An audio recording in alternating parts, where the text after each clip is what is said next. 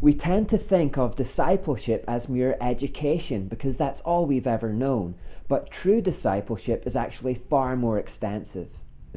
While education is or can be passive, listening to sermons, sitting in classes, lectures, or seminars, true discipleship crucially adds practical application into the mix.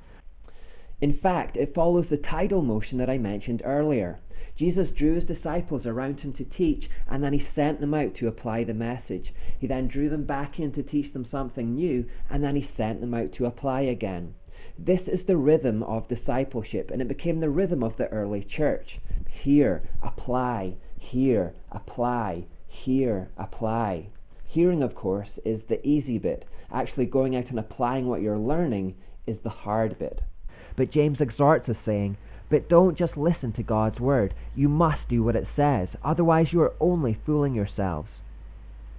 Jesus himself said, "Why do you keep calling me Lord, Lord, when you don't do what I say?" In other words, listening is good, but it's not enough. We have no right to call him Lord if we never act on what he says. After the coming in, there must always be a going out. There is actually no such thing as passive faith. Honestly, there are endless opportunities to absorb knowledge and information today. There are endless opportunities to be educated. We can attend infinite services and conferences. We can access literally millions of sermons over the internet or on satellite TV. We can access millions of books or articles in print or online. In this information age, we are not starved of opportunities to hear teaching from the Bible. We are not starved of opportunities to be educated. But if all we do is absorb information, we're simply wasting our time and we're fooling ourselves. Even if we find really good teaching, it's useless unless there's a transition to action. We must apply what we're learning. This is the key difference between mere education and true discipleship.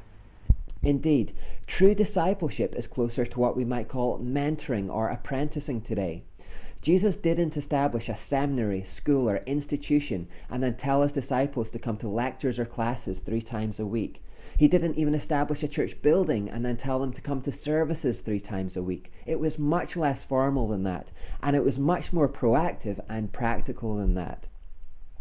The disciples simply shadowed Jesus during everyday life, going wherever he went, learning on the job.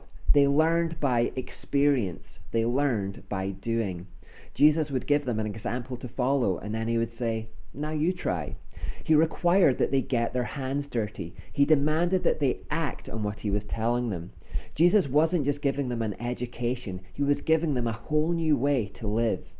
Indeed, before Christians were called Christians, they were simply called followers of the way. It was a lifestyle. As Jesus imparted the way to them, he walked and talked with them daily. He hung out with them, he prayed for them, he ate with them, and he even cooked for them. He used the naturally occurring events of daily life as opportunities to teach important allegorical principles. He gave them goals to achieve. He led by example. When he wanted to teach his disciples about humility, he literally got down on his hands and knees and washed their feet. He didn't ask them to do anything he wasn't willing to do himself. In that way, he proved his integrity to them.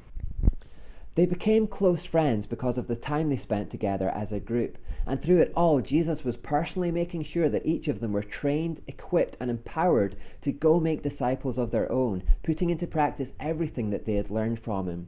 He did this so that their disciples could make disciples of their own, who could then make disciples of their own, who could then make disciples of their own, and so on.